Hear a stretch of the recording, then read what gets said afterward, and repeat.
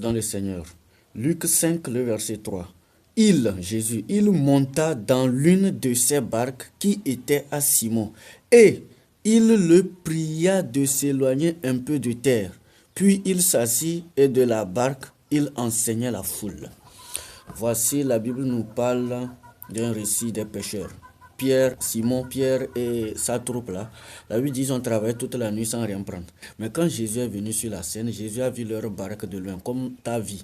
Jésus est venu dans ta vie. Maintenant, Jésus va leur dire que éloignez un peu de terre là. Parce que quoi? Je vais utiliser votre barque là pour parler à cette foule là. Parce qu'il y a une foule qui est venue. Lorsque Jésus t'ordonne de faire quelque chose là, c'est ton obéissance là qui te rapproche de l'objectif, de la bénédiction. Simon, en obéissant, en prêtant sa barque à Jésus, ne savait pas qu'il allait vers sa bénédiction, la pêche miraculeuse.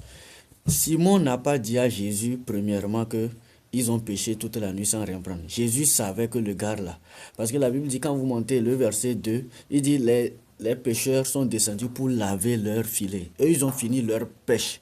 Comme toi, tu as fini quelque chose de ta vie. Mais quand Jésus est rentré dans la barque, il dit, éloignez un peu de terre.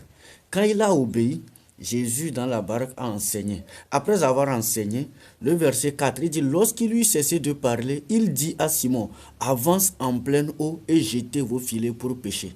Simon ne savait pas que en obéissant au Seigneur, en prêtant sa barque au Seigneur, Simon ne savait pas que le Seigneur lui rapprochait d'une bénédiction.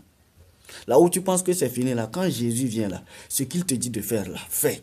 Tu peux ne pas comprendre, mais tout ce que Jésus te dit là, c'est-à-dire, te rapproche de ta bénédiction. Obéis et tu verras le miracle du Seigneur. Que le Seigneur te bénisse. Vis dans la sainteté, vis dans l'obéissance, vis dans la parole. Le Saint-Esprit en toi pour te conduire. Amen.